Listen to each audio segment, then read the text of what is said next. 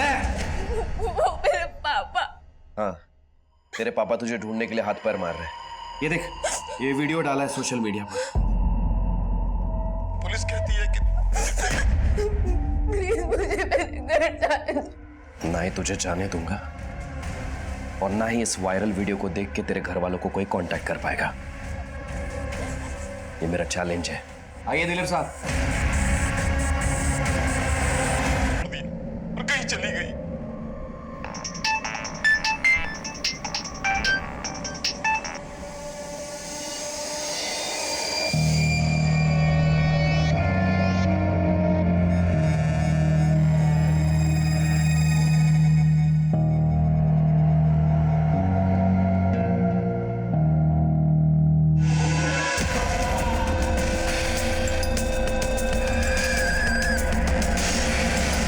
मजबूर पिता अपनी बेटी को ढूंढने के लिए पुलिस के सामने गुहार लगाता है, लेकिन उसकी सुनवाई नहीं होती। पुलिस की इसी अनदेखी की वजह से एक नाबालिग बच्ची दीप्ति ठाकुर पिछले 5 दिन से लापता है और पुलिस विभाग सो रहा है।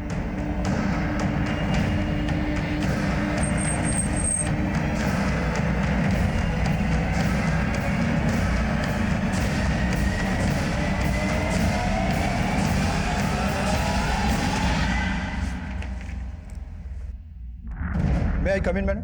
यस। जय हिंद मैम। क्या कृष्णा, बहुत झंडे गाड़ दिए तुमने। देखा मीडिया कैसा मजाक उड़ा रहा है हमारा। मैडम, उस लड़की के बारे में पता कर रहे हैं, लेकिन उसके फादर बहुत ही जज्बाती है। तुम अगर लड़की के बाप होते ना तो तुम्हें समझ में आता। लेकिन मैडम, हमने कोई कोताही नहीं बरती। अब उसकी जरूरत नहीं पड़ेगी, तुम्हारा सस्पेंशन लेटर रेडी है। लेकिन madam. You can leave now. जय हिंद मैम। मुझे दीप्ति मिसिंग केस की एक एक डिटेल्स चाहिए, क्विक। Yes ma'am.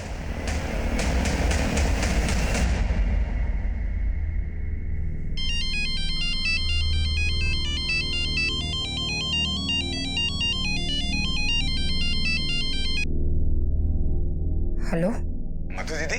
दीप्ति के साथ इतना कुछ हो गया, आपने अभी तक कुछ बताया ही नहीं। हेलो दीदी, आप सुन रही हैं कि नहीं? मधु, कौन है? वो चंदन। चंदन, मुझे दो। चंदन, हमें तुम्हारी हमदर्दी की जरूरत नहीं है और दोबारा कॉल मत करना यहाँ पे, समझे? तमीज।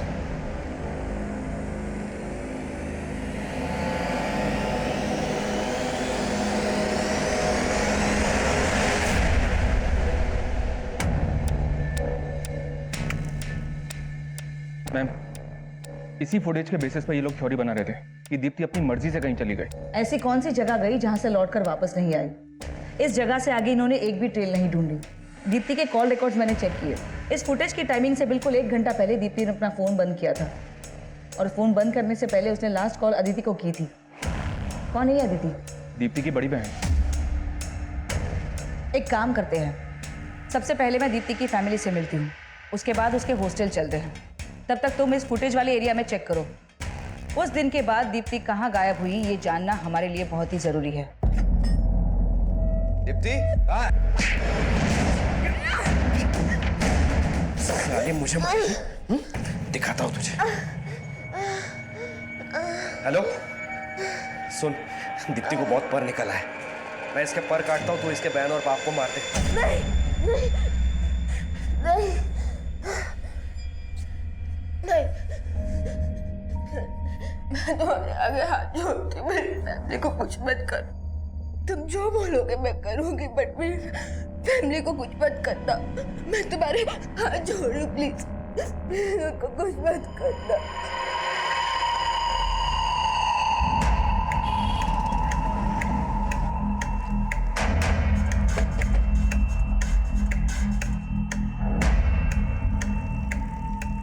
इसी जगह की फुटेज है। एक काम करो, चारों डायरेक्शन में फैल जाओ। जिस डेट में दीप्ति गायब हुई थी उस डेट की हर जगह की सीसीटीवी चेक करो। हर दुकान, नुक्कड़, सिग्नल, सब जगह की। हो सकता है दीप्ति किसी के साथ कैप्चर हुई है। मूव।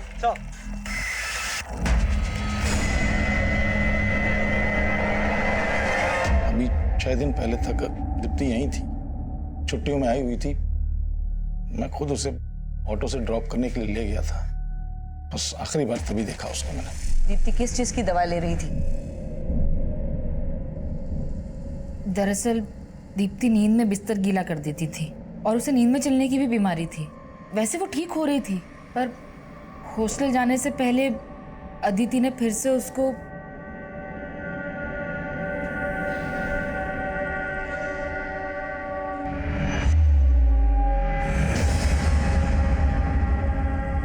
दीप्ति, दीप्ति, दीप्ति, दीप्ति, तुझे फिर से भूतिया दौरा पड़ा है क्या? बेटा आराम से, चलो वापस। उसको इस तरह की प्रॉब्लम थी, फिर भी आपने उसे हॉस्टल में रखा था। एक्चुअली मैं टेलीकॉम कंपनी में काम करता हूँ, मेरा बार बार ट्रांसफर होता था, तो बच्चों का स्कूल चेंज ना करना पड़े इसलिए मैंने दोनों बहनों को हॉस्टल में रखा था। अभी पिछले 1 साल पहले तक तो अदिति उसके साथ ही थी। साथ थी? तुम भी उसी हॉस्टल में रहती थी? हाँ मैम, लेकिन 12th पास करने के बाद मुझे यहाँ से कॉलेज करना था। वो 1 साल से ठीक ही थी, घर पे आई थी तब भी ठीक थी, पर उस रात हमने दीप्ति के कॉल रिकॉर्ड्स चेक किए थे। फोन बंद होने से पहले उसने आखिरी बार तुम्ही को फोन किया था। क्या बात हुई थी तुम्हारी दीप्ति के साथ? वो मैम नॉर्मल बात ही हुई थी। सॉरी दीदी, हॉस्टल जाने से पहले ना मैं आपको बेस्ट ऑफ लक कहना ही भूल गई एग्जाम्स के लिए। ओह, तो तुम मुझे फेल होने के लिए भी बेस्ट ऑफ लक विश कर रही हो? हाँ? अरे दीदी, आप तो मुझे समझ ही नहीं पाई। अरे उस दिन तो मैंने मजाक किया था, पर दिल से मैं चाहती हूँ कि आप इस बार बहुत अच्छे नंबरों से पास हो। ठीक है, थैंक यू। दीप्ति को आपने 16 जुलाई को हॉस्टल छोड़ा और 17 को वो हॉस्टल के बाहर से मिसिंग हुई। आपको किसी पे कोई शक, वहाँ दीप्ति का किसी से कोई इश्यू? नहीं, ऐसा कभी कुछ नहीं लगा हमें। उस दिन मैं घर पे था, अचानक वार्डन का फोन आया तो हेलो शैलेश जी, आपकी बेटी दीप्ति अभी तक हॉस्टल नहीं पहुंची, उसका फोन भी बंद आ रहा है। मैं तुरंत हॉस्टल गया, उसके स्कूल फ्रेंड्स, हॉस्टल मेट्स सबसे पूछा मैंने, लेकिन कहीं से कुछ पता नहीं चला। फिर मिसिंग कंप्लेंट लिखाई तो मैं जानती हूँ शैलेश जी, आपको पुलिस से शिकायत है, लेकिन मैं आपको भरोसा दिलाती हूँ कि मैं जल्द से जल्द दीप्ति का पता लगाऊंगी।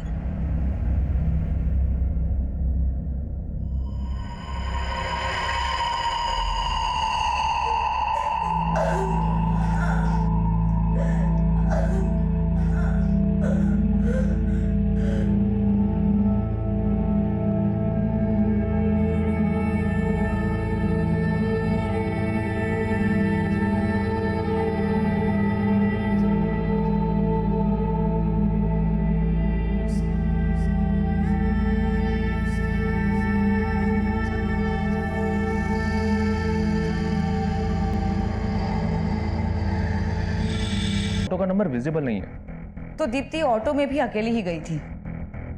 उसके पेरेंट्स से मालूम पड़ा कि उसको नींद में चलने की बीमारी थी। इस तरह की बीमारी अक्सर मेंटल स्ट्रेस की वजह से होती है। शायद ऐसी कोई बात जरूर है जो दीप्ति ने अपने पेरेंट्स के साथ शेयर नहीं की और उसकी वजह से वो मेंटली स्ट्रेस्ड है। लेकिन मैम, दीप्ति जिस तरह से ऑटो में बैठकर जा रही है, लग तो ऐसे रहा है कि वो अपनी मर्जी से कहीं जा रही है। तुम इस ऑटो की ट्रेल चेक करो, वहाँ से वरंगल बस स्टॉप सबसे नजदीक है। हो सकता है वो वहाँ से ऑटो पकड़ के बस स्टॉप की तरफ गई हो। मैं कमिंग मैम।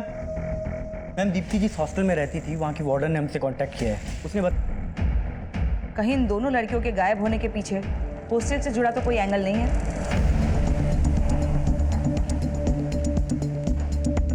ये कौन कब यहाँ से जा रही है?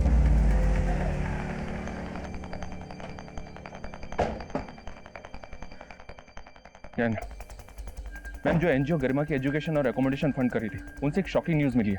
बेंगलोर पुलिस ने 2 साल पहले गरिमा रैकेट की कई लड़कियों को उनके पेरेंट्स तक पहुंचा दिया गया था।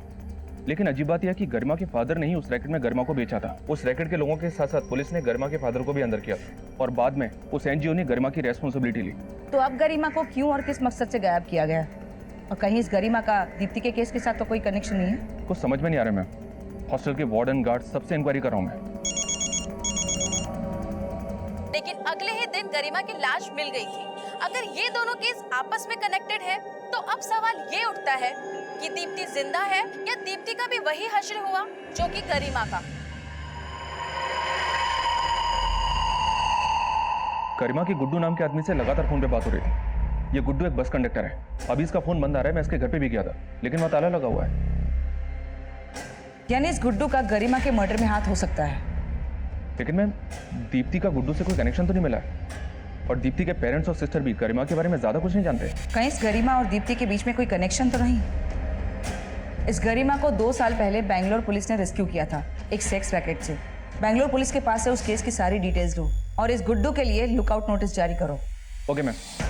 बस कंडक्टर गुड मुश्किल था और उस वक्त हमें दीप्ति के केस को लेकर जो भी लीड्स मिल रही थी वो थी, वो अकेली थी। शायद दीप्ति वरंगल से लेकर हैदराबाद के रूट में गायब हुई है। एक टीम को हैदराबाद भेजो और उसके हॉस्टल जाकर बाकी लड़कियों और उसके स्कूल फ्रेंड से मिलो। शायद मालूम चले कि वो हैदराबाद में कहाँ पर गई है। हैदराबाद? हैदराबाद में तो हमारी जान पहचान का कोई नहीं है, और दीप्ति अकेले हैदराबाद जाएगी क्यों? वो अकेले ही हैदराबाद गई थी। कहीं ऐसा तो नहीं कि कुछ ऐसा है जो आप लोग हमसे छुपा रहे हो? कहीं दीप्ति आप लोगों से किसी बात को लेकर नाराज तो नहीं थी? नहीं नहीं, हम सब उसे बहुत प्यार करते हैं, वो हमसे नाराज क्यों होगी?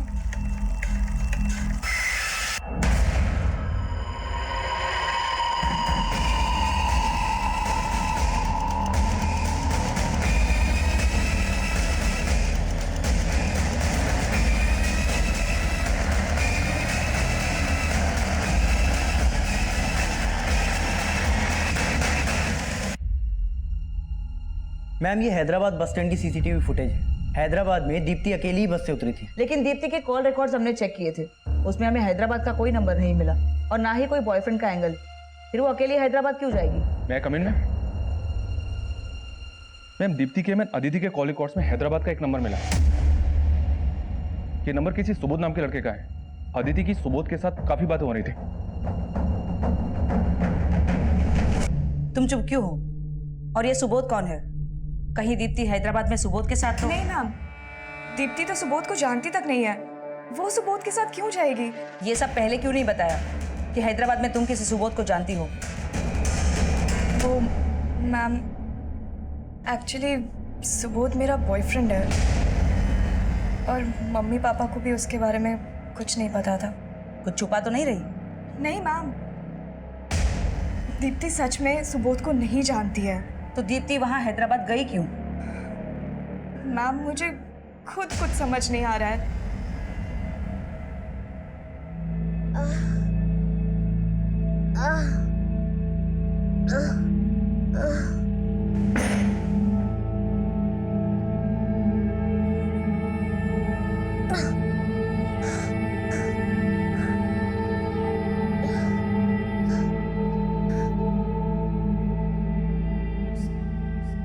Sir, I am from a good family. मैं वैसी लड़की नहीं हूँ। आप प्लीज मेरी हेल्प कर दो ना सर। मुझे बस एक कॉल कर लेने दीजिए अपने फोन से, बस एक कॉल। ए वीरू, यहाँ अंदर आ। क्या हुआ आदित्य भाई? ये लड़की क्या बोल रही है? ये लड़की बोल रही है कि मैं अपने फोन से इसके बाप की बात करवाऊं। क्या बोली तू? तुझे तेरे बाप से बात करनी है? फोन चाहिए तुझे? ये बात। ज्यादा चालाकी करी ना तो तेरे बाप के मर्डर का वीडियो बना के तुझे दिखा दूंगा।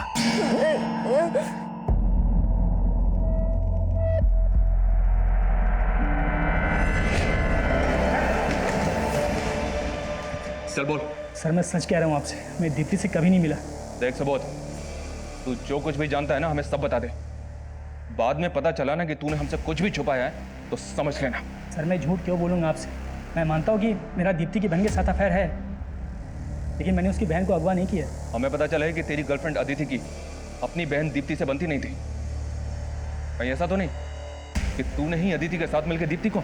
सर मैंने कुछ भी नहीं किया है। ये बात सच है कि अदिति अपनी बहन को पसंद नहीं करती थी। आपको जो कुछ पूछना है उससे पूछ सकते हैं, आप मुझे परेशान क्यों कर रहे हैं?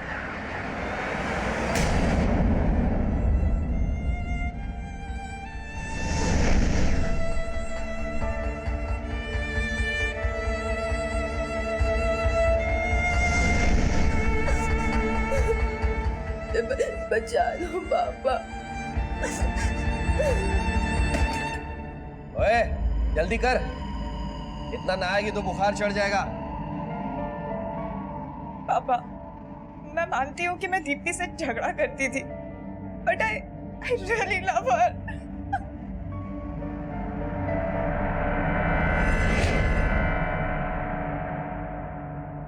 मैम सुबोध वहीं का वहीं है और अदिति और सुबोध के कॉल रिकॉर्ड्स में और कोई सस्पिशियस नंबर नहीं मिला। पर दीप्ति हैदराबाद गई क्यों थी? अभी तक कुछ पता नहीं चल रहा है मैम, लेकिन उस सेक्स रैकेट को चलाने वालों पर एक लीड मिली है जिसमें गरिमा को रेस्क्यू किया गया था।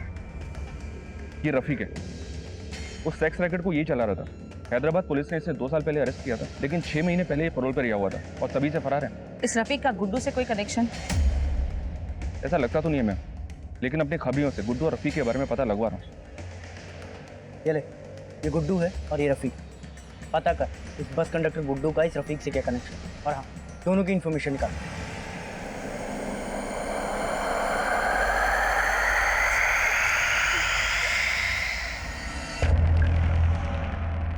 क्या हुआ? निजामाबाद के 4 दिन पसंद नहीं है? रोती हुई बड़ी मासूम लगती है तू, लेकिन फिर भी तेरे पर तरस नहीं आता। ये रोना धोना बंद कर, वरना यही काट दूंगा तुझे। मैं कम इन में? यस। मैम, दीप्ति के फोटो हमने स्टेट में हर जगह भेज दिए थे। हैदराबाद से तो कोई लीड नहीं मिली, लेकिन 4 दिन पहले दीप्ति निजामाबाद के एक एरिया के सीसीटीवी में कैप्चर हुई थी, एक लड़के के साथ। मैम, फुटेज में ना तो लड़के का चेहरा दिख रहा है और ना ही गाड़ी का नंबर। दीप्ति 17 जुलाई को हैदराबाद पहुंची थी और इस फुटेज के हिसाब से ठीक 12 दिन बाद 29 जुलाई को निजामाबाद में। आखिर है कौन ये लड़का?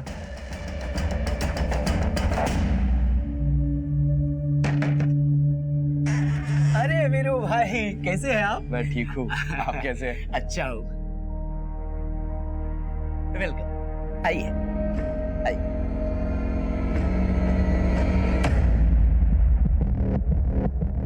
जानते हैं इस लड़के को? कौन हो सकता है ये? कुछ समझ नहीं आ रहा मैम। ये फुटेज हमें निजामाबाद से मिली है। निजामाबाद? क्यों? किसी को जानते हैं आप निजामाबाद में? निजामाबाद में तो मेरा साला दीप्ति का मामा चंदन।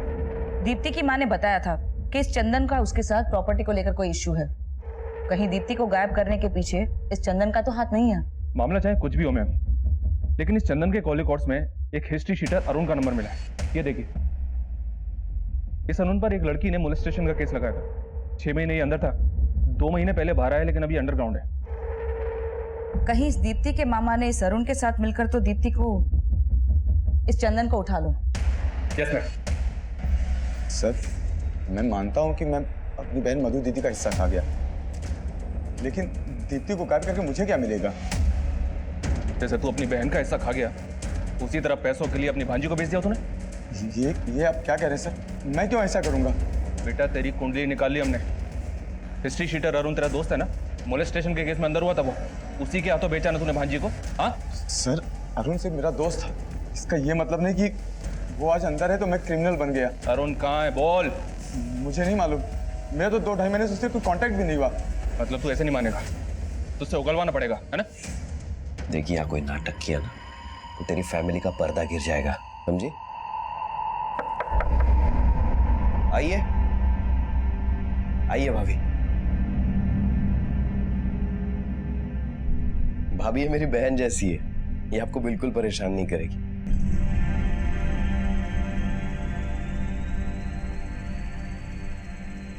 मेरी बात ध्यान में रखना, समझी?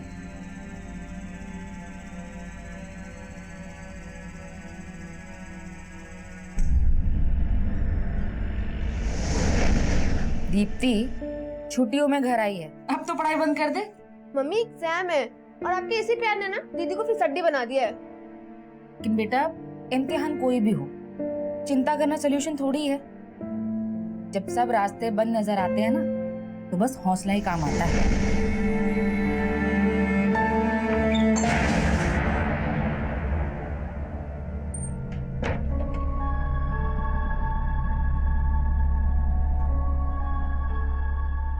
चल, कपड़े उतार। मैम, खबरियों से रफीक और गुड्डू के कनेक्शन का पता चला है। ये रफीक पिंप था और गुड्डू गरिमा के साथ तभी से टच में था जब से गरिमा सेक्स रैकेट में थी। ये गुड्डू गरिमा का रेगुलर कस्टमर हुआ करता था। और सेक्स रैकेट से रेस्क्यू होने के बाद भी गरिमा गुड्डू के टच में थी। लेकिन मैम, गरिमा की पोस्टमार्टम रिपोर्ट में ये आया है कि मर्डर से पहले उसके साथ रेप नहीं किया गया था। तो अगर गरिमा के मर्डर में गुड्डू और रफीक का हाथ था, तो उनका मोटिव क्या होगा? तो समझ में नहीं आ रहा है। ये दोनों गायब क्यों हुए? कोई लीड्स? फिलहाल कोई लीड नहीं है। कहीं इस गुड्डू और रफीक का चंदन ने अरुण के साथ मिलकर दीप्ति को प्रोस्टिट्यूशन में ढकेल दिया। ये चंदन तो अपना मुंह नहीं खोल रहा है। लेकिन इस पॉसिबिलिटी को हम नकार नहीं सकते। हैदराबाद और आंध्र के हर एक डिस्ट्रिक्ट में जहाँ जहाँ ये धंधे होते हैं, वहाँ अपने खबरियों को काम पे लगाओ। हो सकता है दीप्ति किसी वेश्यावृत्ति के दलदल में फंस गई हो।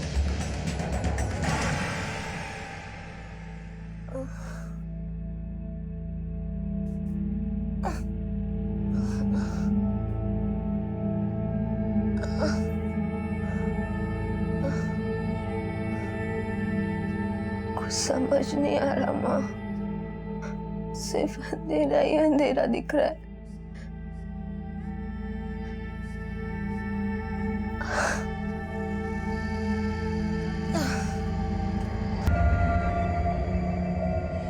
नहीं नहीं प्लीज नहीं, नहीं प्लीज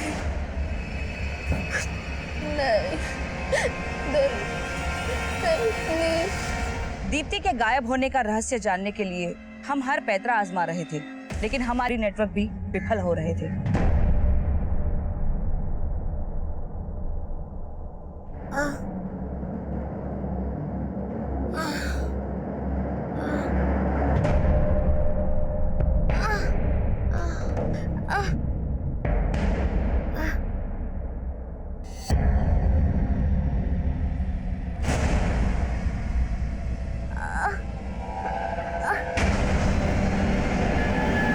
दीप्ति को गायब हुए 1 महीना हो चुका था।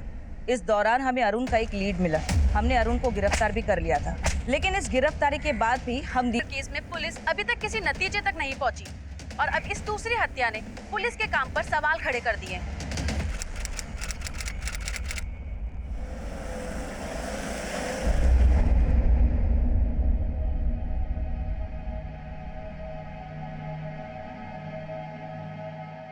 मधु, मैं मानता हूँ बहुत मुश्किल है, लेकिन जीना तो पड़ेगा ही ना।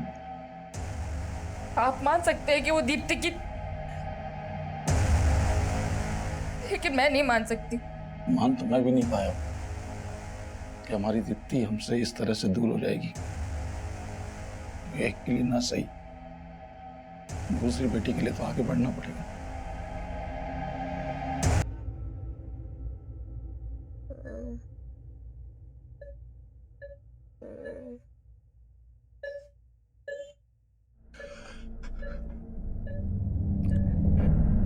बहुत ब्रूटल रेप हुआ है दीप्ति के साथ। आई फील उसके साथ लगातार रेप किया जा रहा था।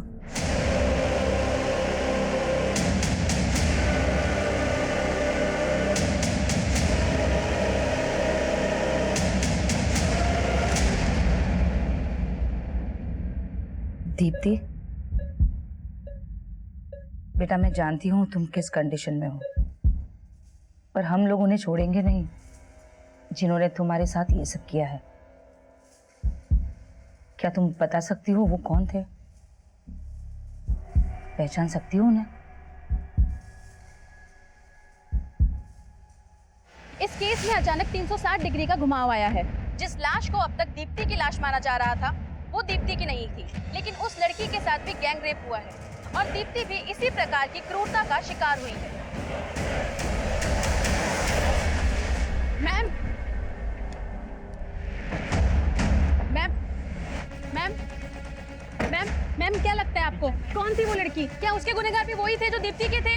गरिमा का मर्डर किसने किया? नाकाम हो रही थी और तभी फिर से एक बार इस केस में एक चौंका देने वाला घुमाव आया।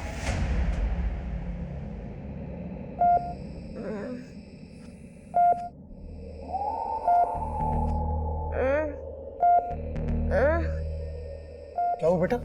Deepti?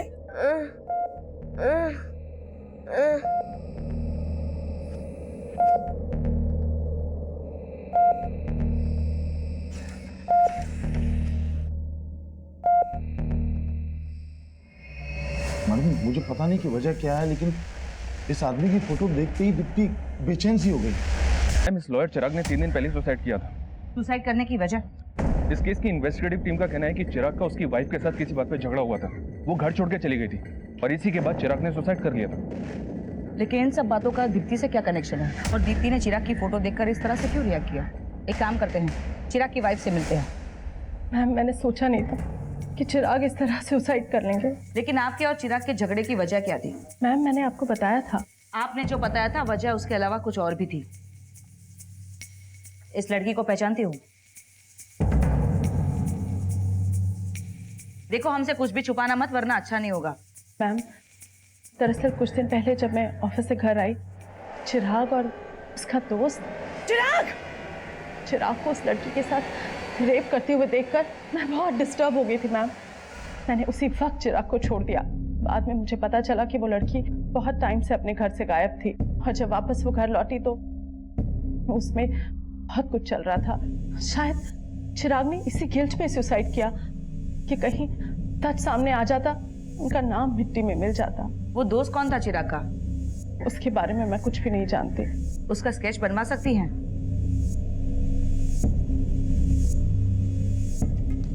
May I come in, ma'am? Yes. Ma'am, lawyer Chirag के कॉल रिकॉर्ड्स में कुछ चौंकाने वाले नंबर मिले, जो कई हाई प्रोफाइल लोगों के नंबर हैं। और चिराग की वाइफ ने जो स्केच बनवाया था, उसकी पहचान भी हो गई है। ये देखिए, ये लड़का वीरेंद्र है, ये भी एक लॉयर है। इस वीरेंद्र के कॉल रिकॉर्ड्स में रफीक का नंबर मिला। यानी इस गरिमा का दीप्ति के केस के साथ कनेक्शन है, लेकिन वो लड़की कौन होगी जिसकी लाश हमें मिली? उसकी पहचान पे तो कोई लीड नहीं मिली है मैडम, लेकिन खबरों से इस रफीक के बारे में एक लीड मिली है।